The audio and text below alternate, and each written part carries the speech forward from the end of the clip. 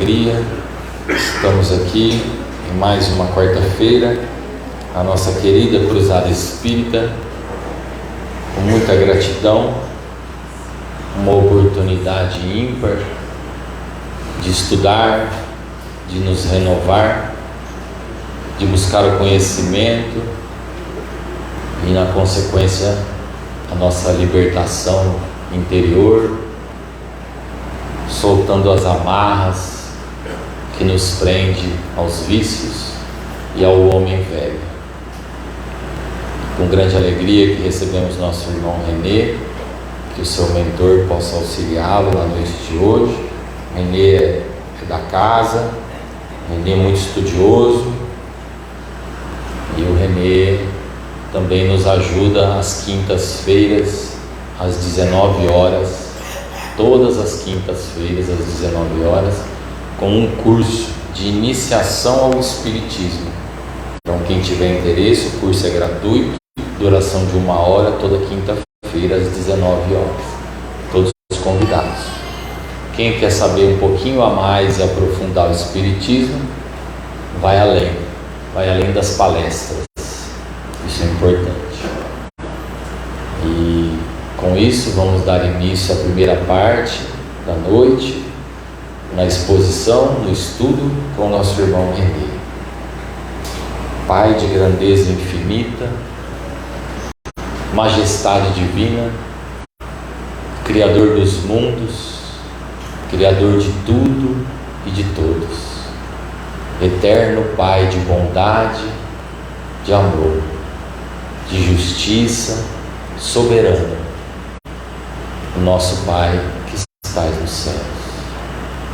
Pai de amor, rogamos a sua assistência, o seu amparo, a sua misericórdia, para que seja feita a sua vontade, Pai, no mundo material, nas suas moradas e no mundo espiritual, o mundo verdadeiro e o mundo infinito. Pai de amor, que possamos trilhar os passos de Jesus Cristo na seara do Evangelho, rumo à bem-aventurança, ao melhoramento íntimo e coletivo. Que possamos ter consciência a cada dia de sermos melhores hoje que ontem, e carregarmos conosco esta esperança, essa fé raciocinada que o Espiritismo nos conduz, nos oferece através dos seus ensinamentos, desta doutrina tão consoladora.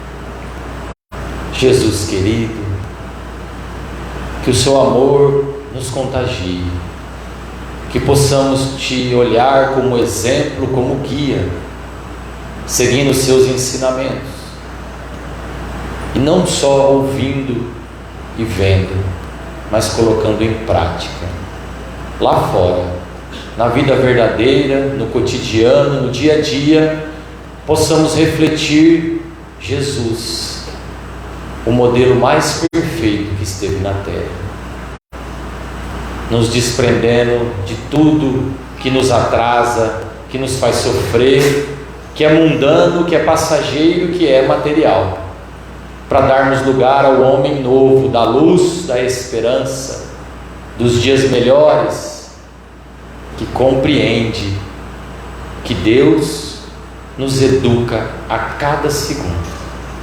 Obrigado, Pai amado, por essa oportunidade da noite de hoje. Que assim seja. Nosso irmão Renê.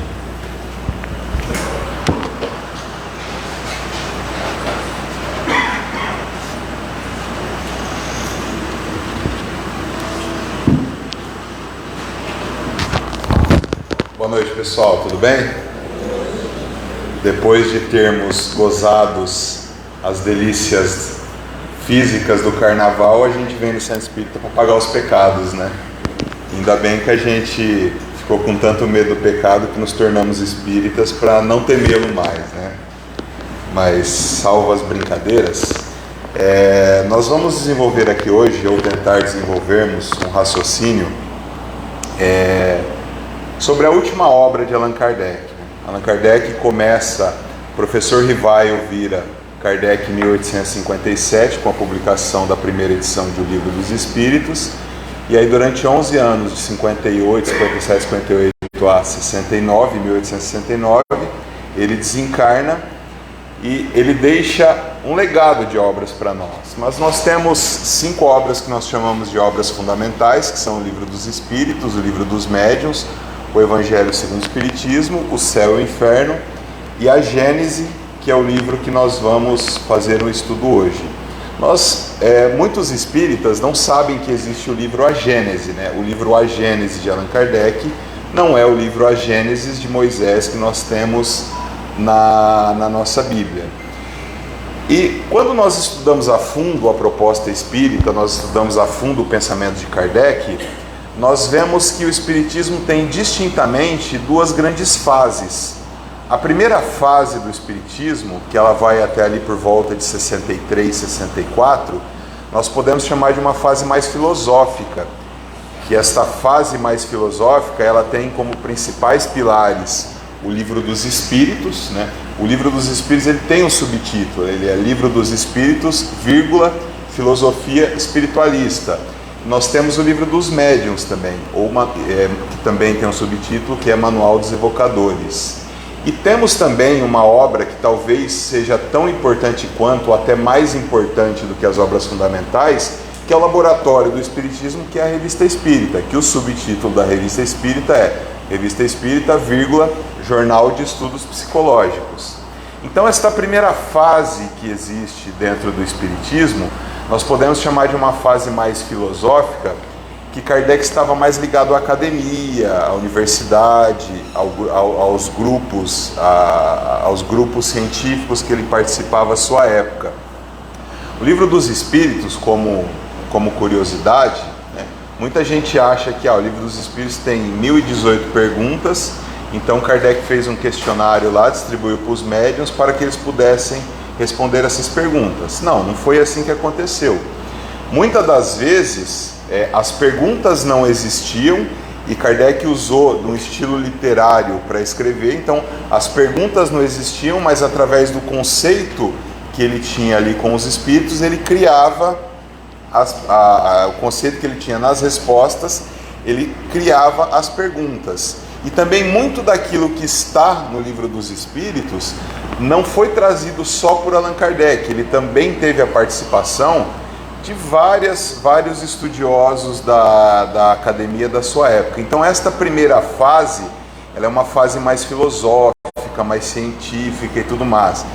E aí a partir de 1863, 64, o Espiritismo inaugura uma segunda fase, que é uma fase que ele se aproxima mais dos princípios religiosos. E o religioso que ele usa o termo é um religioso enquanto acepção da palavra, daquilo que nos religa a Deus, e não de uma religião enquanto instituição, enquanto dogma e tudo mais.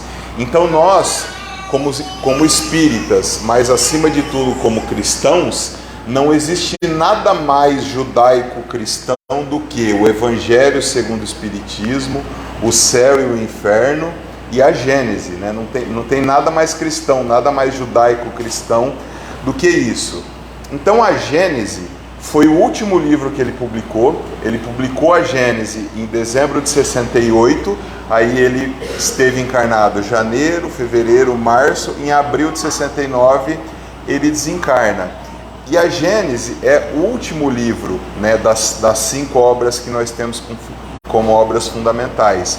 Então, só para introduzir o nosso estudo de hoje, ele vai falar na introdução do livro A Gênese, que essa obra, apesar de ter sido a última obra que ele publicou, ela já estava pronta há muito tempo.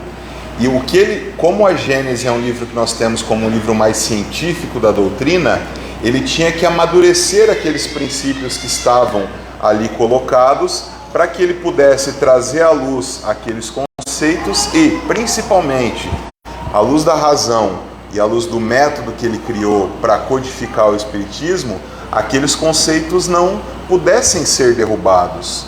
Porque como nós vamos estudar hoje sobre os caracteres da revelação espírita, né, Um caractere tem que ser uma verdade absoluta. Ela tem que ser uma verdade que por si só ela é verdade. Não existe meia verdade ou não existe uma verdade até um certo ponto.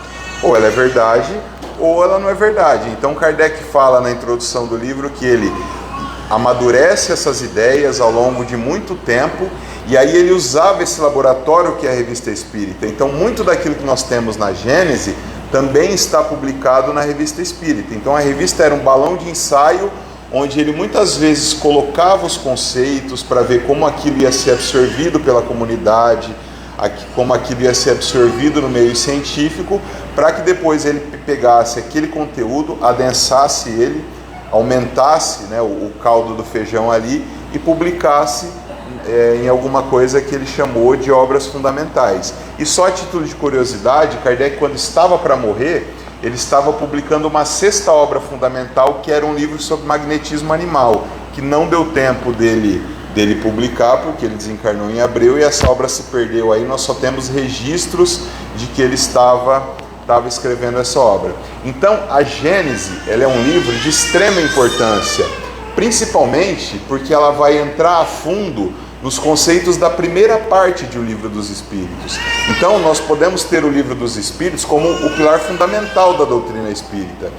É a única obra das 23 obras que nós temos disponíveis de Allan Kardec.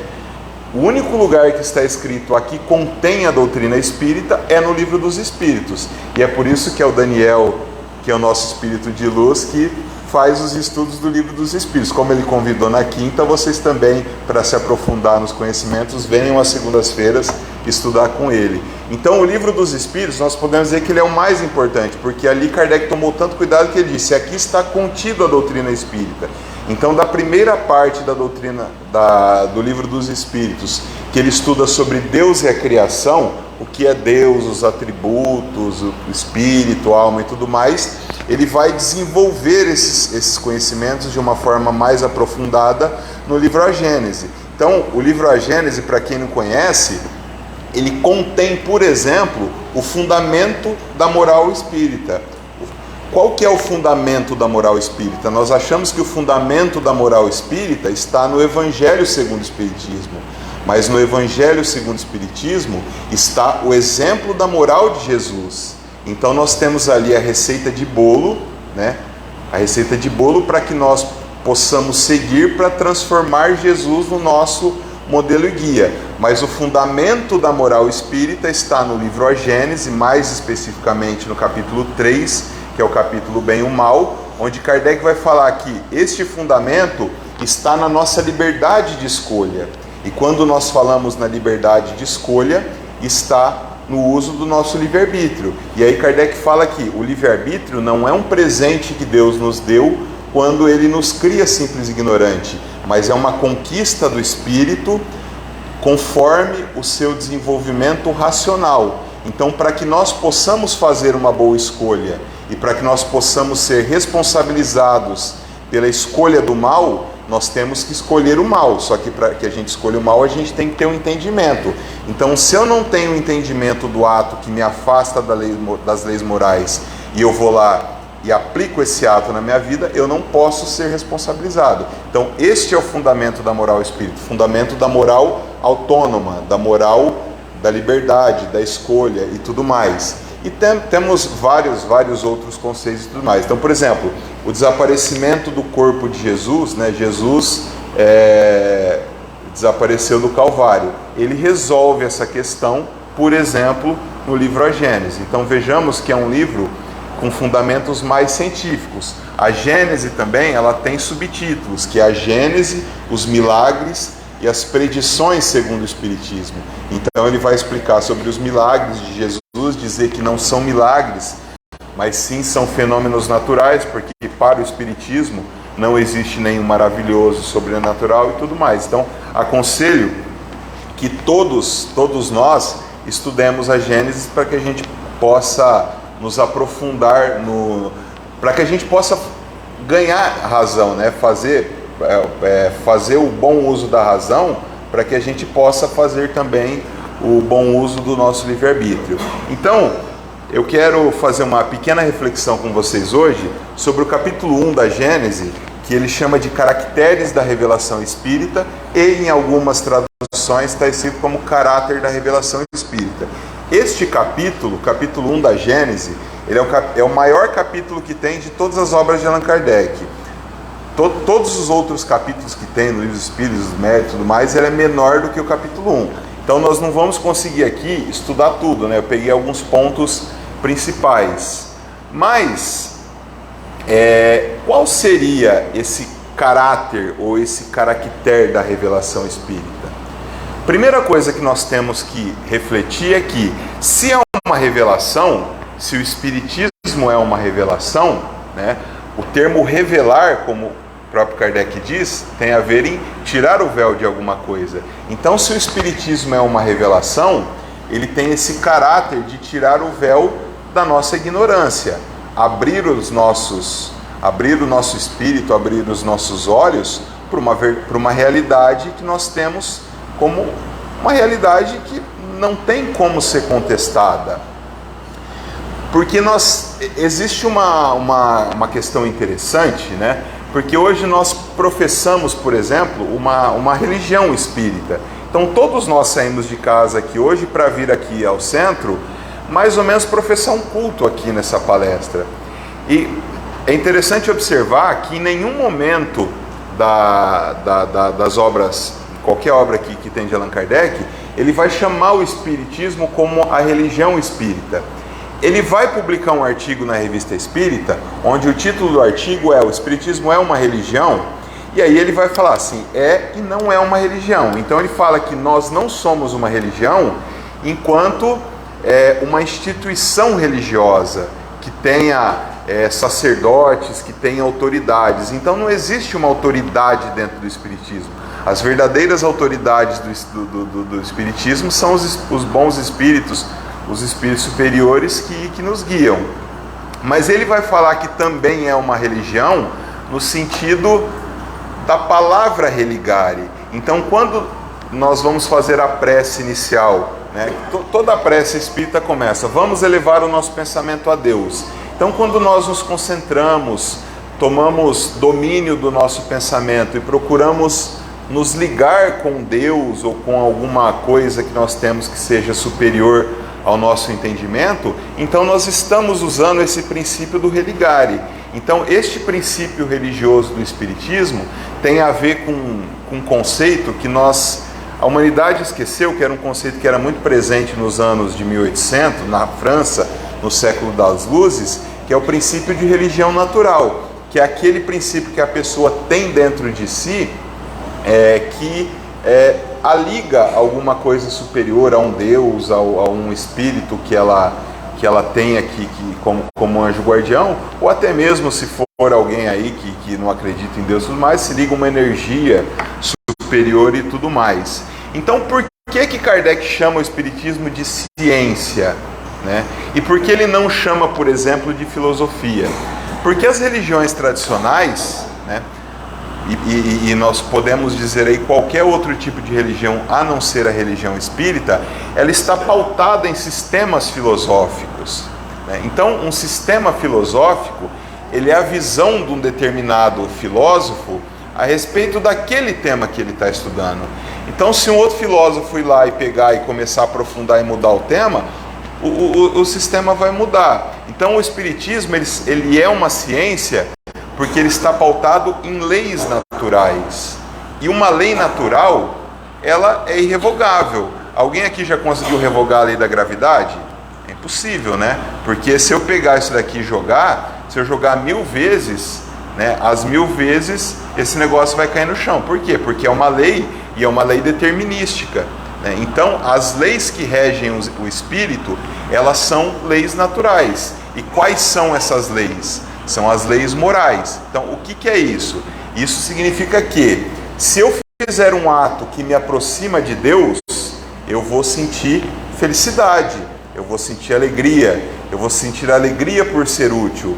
Se eu cometer um ato que me afasta das leis de Deus, pode ser o espírito mais endurecido que existe no universo.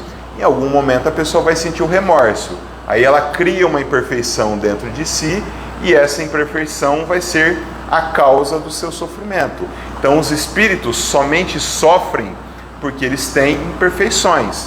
Então se eu eliminar as imperfeições que eu tenho, eu vou parar de sofrer, eu vou ser um espírito feliz, né? E o difícil é isso, o difícil é nós eliminarmos essas imperfeições que nós temos. Então, quando nós falamos em caráter de uma revelação, primeira coisa, o caractere essencial da revelação é que ele seja a verdade, né? Então, todo o caráter de qualquer revelação, ele tem que traduzir a verdade. Por isso Kardec espera, né, um pouco, amadurece mais as ideias e deixa para publicar a Gênese em último lugar. Então, todo aquele que traz uma verdade, ele é, por si só, um revelador. Então, por exemplo, um professor na sala de aula, ele é um revelador, ele está sendo um revelador dos seus alunos, porque ele está tirando o véu da ignorância da frente dos seus alunos e trazendo uma verdade. Tudo aquilo que um professor ensina na sala de aula é uma verdade para aqueles alunos que estão caminhando no conhecimento. Só que o Espiritismo também é uma verdade que ele tem uma presença de alguma coisa mais alta, de Deus, de espíritos superiores, de Jesus, enquanto espírito puro e modelo e guia deste planeta. Então, quando nós temos as revelações de cunho espiritual, também é necessário a presença da divindade. Então nós podemos afirmar, por exemplo, que Deus autorizou o advento da doutrina espírita, através do Espírito da Verdade, São Luís, Erasto e tudo mais. E se o Espiritismo é uma revelação, e nós chamamos esta revelação de terceira revelação, significa que teve duas outras revelações antes do Espiritismo. Quais foram essas revelações?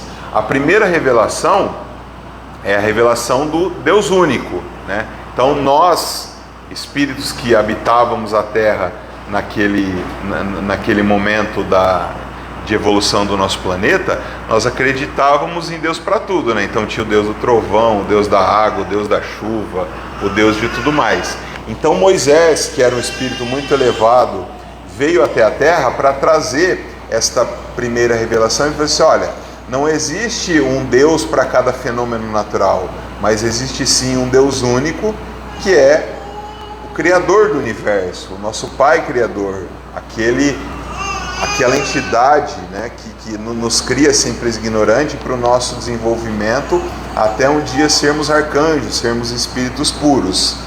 E Moisés, imaginem, por exemplo, quando a gente olha para a nossa sociedade de hoje, a gente vê que a gente ainda está engatinhando nos conhecimentos, né? Nós andamos muito, mas nós vemos a sociedade e vemos que muitas vezes damos passos para trás, né?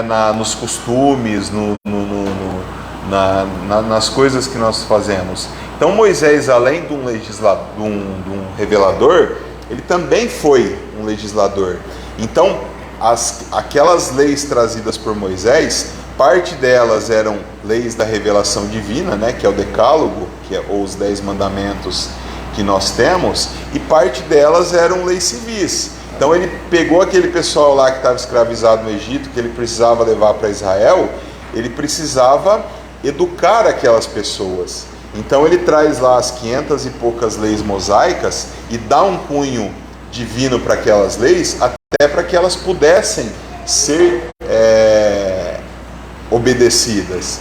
Então nós vemos, por exemplo, na primeira revelação, que nós tínhamos um Deus punitivo, né? Um Deus bipolar, que não existia essa ideia do mal, né? Enquanto diabo e tudo mais, mas existia sim um Deus que ele dava benefícios para as pessoas que se submetessem àquelas leis, e um Deus que punia quando as pessoas se afastavam daquelas leis. Mas o cunho mais divino, o cunho mais de revelação divina, são os 10 mandamentos ou o Decálogo de Moisés. E aí depois nós temos a segunda revelação, que ela veio trazida pelo próprio Cristo, né? Então a gente ouve muito falar aí hoje nas obras mediúnicas, por exemplo, chamar Jesus como governador do nosso planeta, né? E Jesus já foi chamado como governador do nosso planeta lá na codificação. Ele é chamado pela primeira vez como governador do planeta Terra pelo Espírito Erasto, em artigos da Revista Espírita. E aí Jesus vem e diz o seguinte, fala assim, olha, eu não vou destruir a lei, né? Eu vou lá para cumprir, mas eu vou aprimorar, né? Então Jesus pegou aquelas leis de Moisés, principalmente que se pautavam na ideia do Deus único, e disse o seguinte, falou assim, olha, nós precisamos, além de tudo, nos amar. Então a segunda revelação, né, o segundo véu que é tirado da nossa ignorância, é o ensinamento do amor ao próximo. Amar ao próximo como a si mesmo, né? Então Jesus chega para nós lá enquanto sociedade e fala assim, olha, vocês precisam amar inclusive os seus inimigos, né? Que essa é a condição para a felicidade, né? A condição para sermos felizes é que a gente possa aparar todas as arestas que nós temos com aquelas pessoas que existem ainda arestas a serem aparadas, para que a gente chegue ao grau de pelo menos bom espírito, para que a gente goze de uma felicidade um pouco mais absoluta. E aí, 1800 anos depois, chega ao mundo a doutrina espírita, e ela tem primeiro um caráter de não ter sido trazida por uma pessoa só, né? Allan Kardec não foi só o codificador da doutrina, mas ele reuniu a doutrina, ele organizou e tudo mais. Mas quem foram os verdadeiros responsáveis para trazer a doutrina espírita para a humanidade foram os espíritos superiores que aditaram para o mestre Allan Kardec. Então a terceira revelação, ela não vem mais na forma de uma pessoa, mas ela vem na forma de uma pleiade de espíritos superiores que era necessário naquele momento vir ao planeta para nos trazer esta terceira revelação, que não vai ter uma quarta, né? Ela foi a última. Daí para frente a gente escolhe se a gente quer aprender, se a gente quer voltar para o caminho do bem, ou se a gente quer continuar com a raiz fincada, né, no grau, por exemplo, de um espírito imperfeito, né? Não vai ter uma quarta. Jesus não vai, o Espírito da Verdade falou assim, eu ainda não posso falar tudo, então mais para frente eu vou vir. Não, acabou ali. Ele já falou tudo aquilo que ele precisava, e Kardec foi um pouco chato, né? Porque ele deixou para nós essa responsabilidade, porque ele disse o seguinte, falou assim, olha, se algum dia, né, daqui para frente, a ciência provar que aquilo que está na doutrina espírita está errado, olha a grandeza desse espírito. Ele falou assim, vocês não vão ficar com a doutrina espírita, vocês vão ficar com a ciência. Então veja, esta responsabilidade por criar uma quarta, quinta, sexta, sétima, oitava, nona, quantas mil revelações criar, ela cabe a nós, espíritos que estamos aqui, com a responsabilidade de transformar esse planeta num planeta de regeneração e depois num planeta feliz. Então, nós temos todos os ingredientes, né, dessa receita necessária para o nosso planeta, né, e necessária para nós. Porque a felicidade, o mundo feliz, ele não vai ser um estalo divino, ele não vai ser um sopro divino da vontade de Deus, daquele Deus punitivo que era lá da primeira revelação, chegar aqui e falar assim, olha, amanhã, agora eu acordei bom com a Terra, eu vou transformar a Terra num planeta feliz, eu vou mandar quem não é bom embora, só vai ficar lá quem é bom. Não vai ser assim. Por quê? Porque este planeta feliz, este mundo de regeneração e depois, a posterior, um planeta feliz, ele vai ser devido à modificação de nós espíritos que estamos aqui encarnados ou desencarnados, nos aproximarmos do bem. Então, a regeneração e o planeta feliz é uma transformação moral que nós vamos fazer, não é uma transformação física no planeta. A única coisa que a gente tem que rezar muito, né, é para que a gente ainda tenha planeta isso daqui for um planeta feliz, né? Porque do jeito que o meio ambiente, as coisas estão indo aí, nós vamos chegar no planeta de regeneração e não vamos ter mais planeta para regenerar, né? Então isso que nós temos que tomar cuidado, mas isso é um problema nosso, né? Jesus já fez aquilo que ele precisava fazer, Deus já fez aquilo que ele precisava e deixou a receita de bolo nas nossas mãos. Então veja, vamos pegar o item 10 aqui, quando Kardec vai falar sobre esse caráter de revelação divina. Só os espíritos puros recebem a palavra de Deus com a missão de transmiti-la. Jesus era um espírito puro. Então quando Jesus dizia, eu e meu Pai somos um só, né, que ele transmitia, na verdade, os espíritos puros, eles já conseguem sentir a Deus. Então, só os espíritos puros recebem a palavra de Deus com a missão de transmiti-la. Mas, sabe-se hoje que nem todos os espíritos são perfeitos e que existem muitos que se apresentam sobre falsas aparências, o que levou São João a dizer, não acrediteis em todos os espíritos, vede antes se os espíritos são de Deus. Então aqui é um alerta para nós, porque o que acontece? Se a gente for na biblioteca hoje e tem uma obra lá que está psicografada segundo o espírito tal, a gente já compra, já lê aquilo lá e já toma aquilo ali como uma lei divina. Não, Kardec teve muito cuidado, né, em separar, né, o conteúdo das mensagens que ele recebia, né, porque ele criou um sistema, né? Então o sistema científico dele consistia no controle universal. Então aquela mensagem, para ele tomar como verdade, ela tinha que partir de vários locais do mundo, de pessoas que não se conheciam e tudo mais. Mas antes desse crivo do controle universal, ele passava por um rigoroso método racional. Então ele olhava racionalmente, isso que está escrito aqui faz sentido? Então se faz sentido, eu vou estudar mais isso daqui. Existe um relato interessante na Revista Espírita, que eles estavam lá numa reunião mediúnica na Sociedade Parisiense, e São Luís, né? São Luís, que era o patrono da Sociedade Espírita, São Luís em Espírito, começou com a comunicação. Então São Luís estava comunicando lá e tudo mais, e aí de repente este São Luís começou a falar algumas coisas, e assim, geralmente o espírito que quer brincar com a gente, ele vai usar uma linguagem elevada, ele vai usar palavras muito cultas e tudo mais, mas o cerne daquela mensagem que ele tá trazendo, ela tem que ser jogada fora.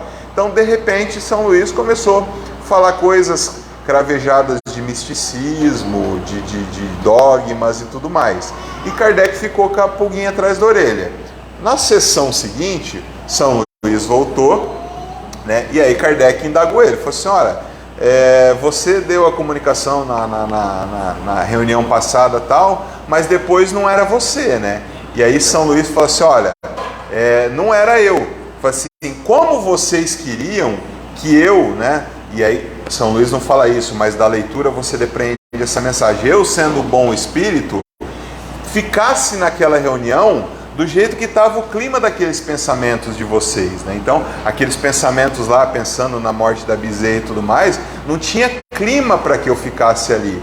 E aí vocês conseguiram perder a conexão comigo e deu entrada para um espírito que se passou por mim e falou aquele monte de besteira para vocês. Então veja como é difícil, né? Porque até Allan Kardec foi enganado por um espírito. O que dirá nós que ainda somos espíritos imperfeitos, né? Que vamos lá na Saraiva em Rio Preto, olhamos a obra do médium tal, psicografado pelo espírito XYZ, como disse o nosso amigo da semana passada, compramos aquele livro, levamos para casa, estudamos e aí saímos aí falando um monte de besteira.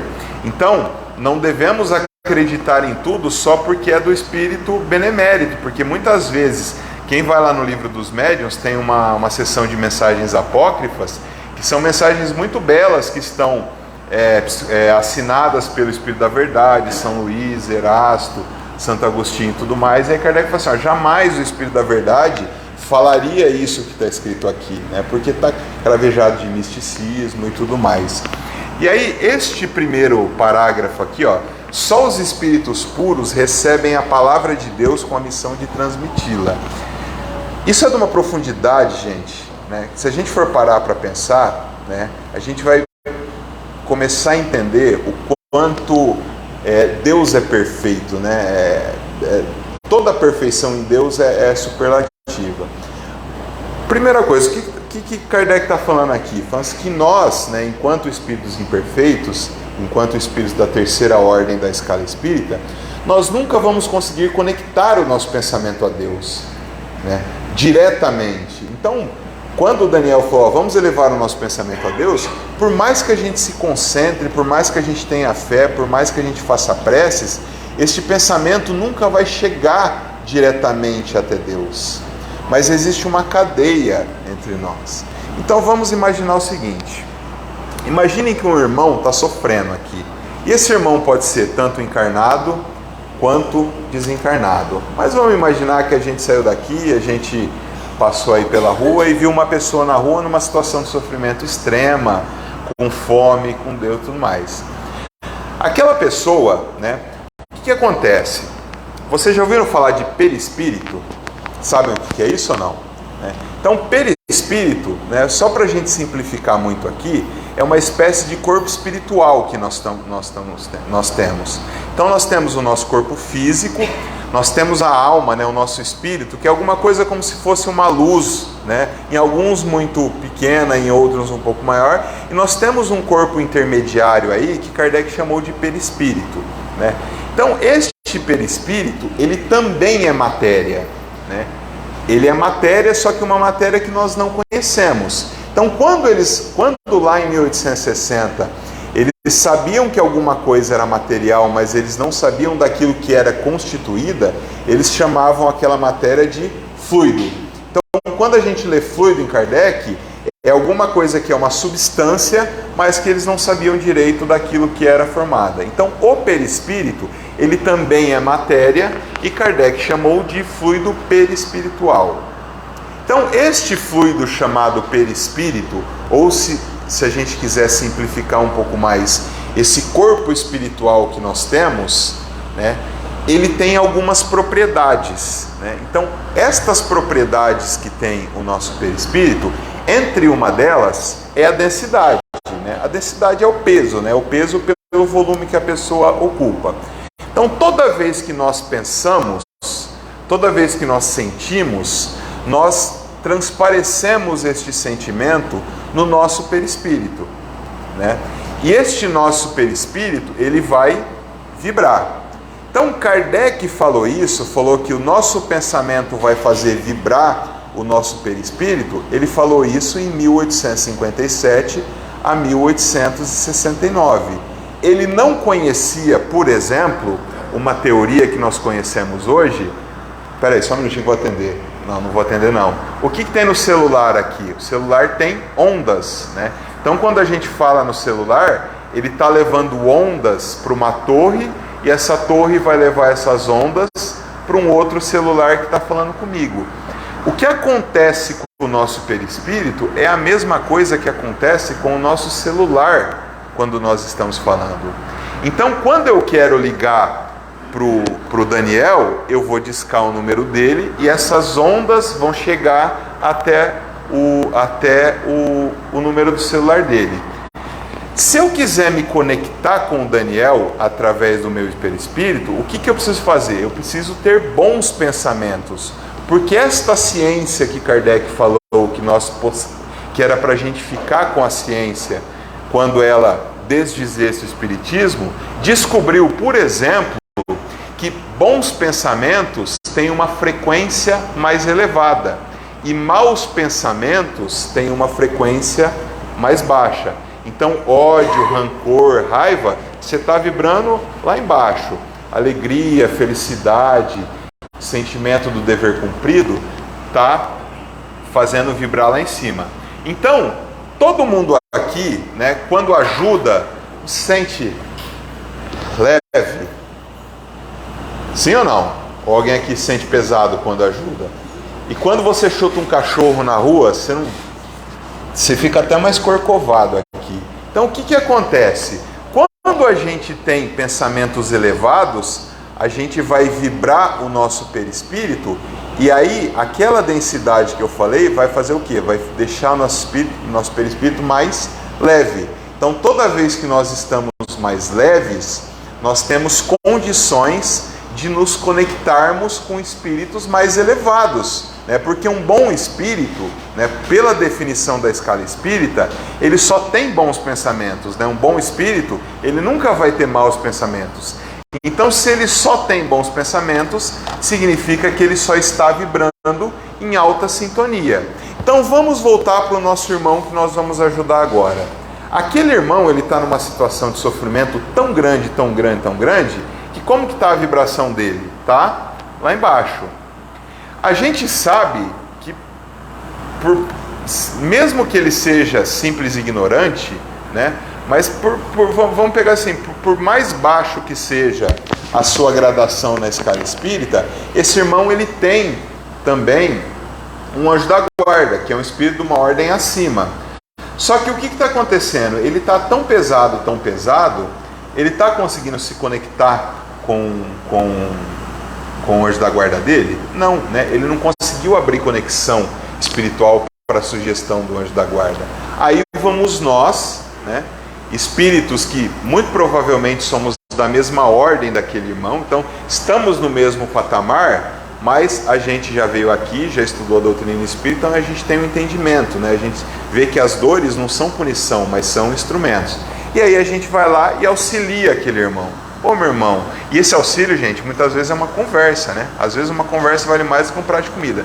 Não é assim tal, você tem uma conversa, você dá dignidade para aquela pessoa, né? Você tenta tirar ele, mesmo que por alguns segundos, daquele sofrimento que ele está passando. Então o que está acontecendo? Você tem ali um espírito muito baixo que está sendo auxiliado por um espírito da terceira ordem. Só que eu estou trabalhando sozinho com ele ali? Não. Quem está trabalhando junto comigo ali? Meu anjo da guarda. Porque se eu estou tendo condições de ajudar aquele irmão através da conversa, através da sugestão, através da palavra de Jesus, eu também estou tendo uma sugestão. Eu estou tendo uma sugestão de quem? Do meu anjo guardião. O meu anjo guardião, né, pela definição da doutrina, ele é um espírito de uma ordem acima da minha. Então, o meu anjo guardião, ele é um espírito da segunda ordem, né? Meu anjo guardião está trabalhando sozinho? Não. Ele não tem um anjo guardião também? Tem. Como que é o anjo guardião do meu anjo guardião? Ele é um espírito da primeira ordem, que também está sugestionando o meu anjo guardião, que está dando a sugestão para mim, que eu estou dando para aquela pessoa que auxilia. O anjo guardião do meu anjo guardião, né, aquele espírito da primeira ordem, ele está trabalhando sozinho?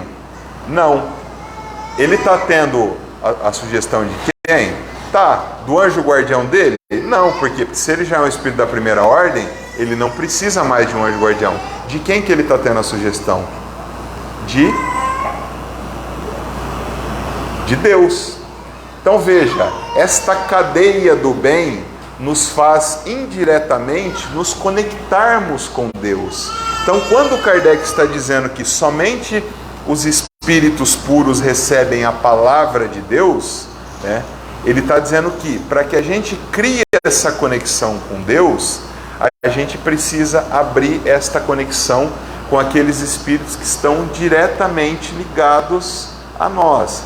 Então, quando a gente vem na casa espírita que a gente tem um arrepio, né? Ou quando você pega, meu Deus, minha vida está tão difícil, você recebe aquela luz, né? Não é um espírito puro, nem Deus que está dando aquela ajuda para você. É aquele espírito de uma ordem acima que nós conseguimos sentir, que por sua vez de uma ordem acima, que por sua vez de Deus. Então veja, a gente vai puxando, né? Puxando o novelo de lã e o negócio começa a se desenvolver. E aí Kardec vai mais longe, né? O Espiritismo, dando-nos a conhecer o mundo invisível que nos cerca e no meio do qual vivíamos sem suspeitarmos, assim como as leis que os regem, suas relações com o mundo invisível, a natureza e o estado dos seres que o habitam e, por consequente, o destino do homem depois da morte. é uma verdadeira revelação na acepção científica da palavra. O Espiritismo, minha gente, meus irmãos, ele é a ciência da alma, né? Nós não temos no mundo, pelo menos no planeta Terra, uma outra ciência que explique a alma de uma maneira tão profunda, igual Allan Kardec nos explicou, né? Então, a gente gosta muito da modinha, né? Do espiritismo modinha, porque quando nós estamos ouvindo falar o espiritismo é uma ciência, automaticamente a gente já lembra da ciência do cientista que está vendo o microscópio e tudo mais. Não é esta ciência, né? A ciência espírita é uma ciência da alma, uma ciência que estuda os fatores da alma, porque Allan Kardec, ele define o espiritismo, né, na obra O que é o Espiritismo, como uma ciência filosófica de consequências morais que estuda a relação entre espíritos encarnados e desencarnados, né? Então nós sabemos que essas consequências desta nossa convivência diária com espíritos encarnados e desencarnados, elas vão produzir em nós dor, sofrimento, alegria, prazer, dependendo com os irmãos que a gente se conecte, né? Nós estamos entre encarnados é mais fácil, né? Quem é encarnado eu consigo escolher as minhas companhias, então eu vou lá e escolho uma companhia melhor. Eu gosto, a pessoa não é muito boa, mas eu vou tentar. Agora encarnado não, né? Essas companhias espirituais que nós escolhemos, elas são devido a aquilo que está vibrando no nosso perispírito. Então, se eu estou vibrando baixo, né? Como se criam, por exemplo, os umbrais da vida, né? O umbral, ele não é um lugar circunscrito. Então não existe uma caverna. Deus não criou uma caverna. Deus não criou um vale para que sejam jogados espíritos lá para que eles tenham sofrimento. Porque essa ideia é uma ideia das religiões tradicionais, né? Então, lá naquele lugar que nós convencionamos chamar de umbral, existem vários espíritos que estão numa vibração tão baixa, que eles estão sofrendo muito. Então ele está achando que aquele sofrimento dele ali é eterno, e ele está criando ali, né, a ideia que ele tinha de inferno, de purgatório e tudo mais, né? Então, essas consequências morais que nós temos dessas relações entre encarnados e desencarnados, para o encarnado é mais fácil nós escolhermos as nossas companhias. Agora, quando nós vamos para o mundo invisível, que Kardec está falando aqui, essas companhias elas são escolhidas por afinidade. Então, eu não estou vendo espírito aqui, eu acho que a maioria não está vendo, mas se estiver passando um espírito aqui e você está feliz, ele vai sentir a sua vibração e falar: opa, legal, gostei, vou ficar aqui. Sou feliz também, vou ficar. Eu estou vendo que a pessoa está predisposta ao trabalho do bem, vou me ligar a ela aqui por afinidade, vamos trabalhar junto. Tem muita gente para trabalhar. Agora, se nós estamos tristes, com maus pensamentos, estamos com algum tipo de sofrimento, vai passar um espírito ali, ver aquela vibração, é como se fosse um perfume, né? Vai sentir aquele perfume, vai gostar do cheiro, vai falar assim: opa, é aqui que eu vou ficar porque eu achei um dos meus aqui, né? Só que aquele espírito também, ele não está fazendo isso por maldade, ele está fazendo isso porque ele não tem entendimento, né? O sofrimento de um espírito no mundo espiritual é tão grande, que não dá para explicar, né? Só a gente indo para lá e sofrendo para a gente saber o que é, né? Então, como nós estamos já caminhando para o encerrar da aula, né? Nós podemos dizer o seguinte, que o verdadeiro caráter da revelação espírita, né, é o caráter da caridade, né? Então, de nada adianta nós sermos espíritas de gabinete, sabermos as obras da codificação de ponta cabeça, de frente para trás e tudo mais, se a gente não aplicar isso na forma da caridade, né? E que importante que né, que Kardec falou assim, que o verdadeiro espírita não é aquele que só faz o bem, né? Mas ele diz que se reconhece o verdadeiro espírita através do esforço diário que a pessoa empreende em tentar voltar ao bem, né? Então, fazer a caridade, né, existe uma diferença basilar, uma diferença capital entre justiça e caridade. Então nós somos justos quando nós não fazemos para o outro aquilo que nós não queremos para nós. Então, se eu não quero algum tipo de sofrimento, algum tipo de pena para mim, eu não vou fazer isso para o outro. E nós somos caridosos, nós praticamos a caridade, que é o inverso, quando nós fazemos para o outro aquilo que nós queremos para nós. E a caridade verdadeira, no sentido que está lá no Livro dos Espíritas, conforme entendi Jesus, ela é feita para o nosso irmão, não porque a gente quer um lugarzinho do lado de Jesus, mas ela tem que ser feita para o irmão, porque ele também é um filho de Deus e ele também tem o mesmo direito que nós. Então, se hoje nós gozamos, nós podemos ter momentos de felicidades maiores na nossa vida, significa que nós já adquirimos o entendimento, o bem e o mal da Gênese, nós já temos a razão, nós já temos a inteligência racional.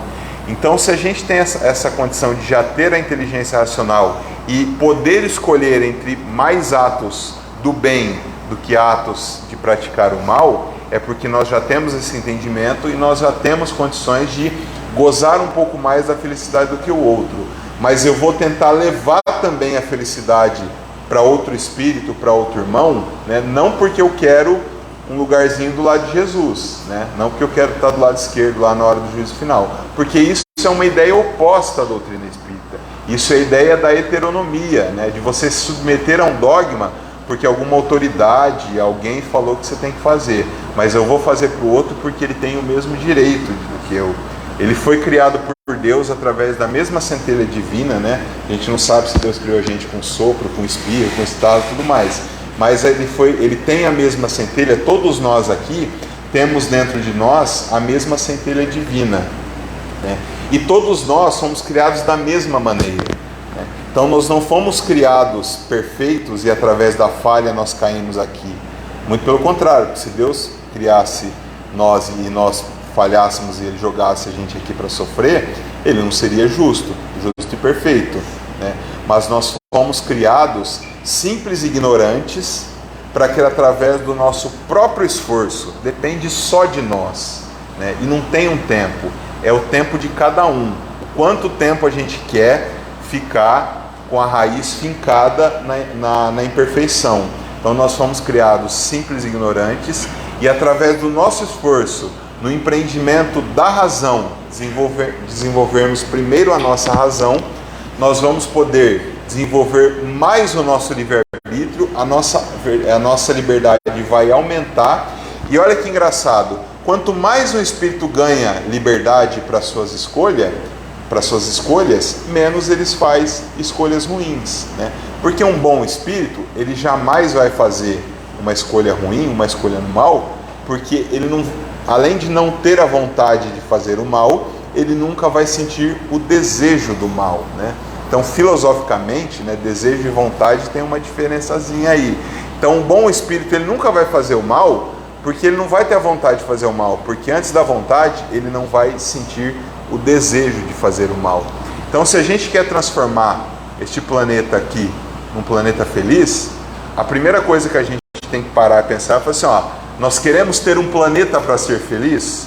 Depois que nós decidimos que nós queremos ter um planeta para ser feliz, aí nós temos que fazer um esforço voluntário, e livre da vontade de cada um, para que nós mudemos primeiro dentro de nós. E aí depois nós conseguimos mudar este mundo, através dos nossos atos. E aí a gente lembra de quando Jesus fala, vós sois deuses. E aí ele pede que brilhe a nossa luz. Mas a nossa luz ainda é uma luz muito pequenininha, A nossa luz é a luz de uma velhinha de aniversário que você já está usando pelo 3º ano consecutivo. Mas como que a gente vai brilhar esse mundo aqui para ser luz, Através da adesão voluntária. Então, se todo mundo pegar aquela velhinha lá do aniversário de 3 anos para trás, já que está aquele fogo desse tamanhozinho, e todo mundo for acendendo a luz do outro, o que acontece? Quando você acende, vai acendendo a luz de todo mundo, e se todo mundo aqui tivesse uma velhinha com fogo desse tamanhozinho e a Teresa apagasse a luz, a gente ia ver que esse salão estava iluminado. Todo mundo aqui com o mesmo fogo pequeno, todo mundo aqui com a luz do mesmo tamanho, mas isso aqui iluminado. Por quê? Porque por adesão voluntária, por união de todos, através da nossa pequena luz, a gente ia iluminar essa casa inteira. E é isso que nós temos que fazer com o mundo. Nós temos que levar esse fogo para quem ainda está com a sua velinha apagada, né? Porque você vai acender, a velinha vai apagar. Você vai acender, a velinha vai apagar. E como nós somos verdadeiros espíritas, porque nós não somos perfeitos, mas nós empreendemos diariamente o nosso esforço do bem, vai chegar uma hora que você vai chegar lá no teu irmão, que toda hora que você acende ele apaga, ele vai falar assim, deixa eu ficar com essa vela acesa aqui para ver como funciona. E aí a gente vai conseguir finalmente transformar esse planeta feliz, porque nós somos teimosos, né? Nós somos brasileiros, não desistimos nunca, e nós vamos, o único dogma que tem na doutrina espírita é essa, né? Nós estamos fadados, nós estamos condenados a sermos como Jesus. Que assim seja, e obrigado pela atenção de todos.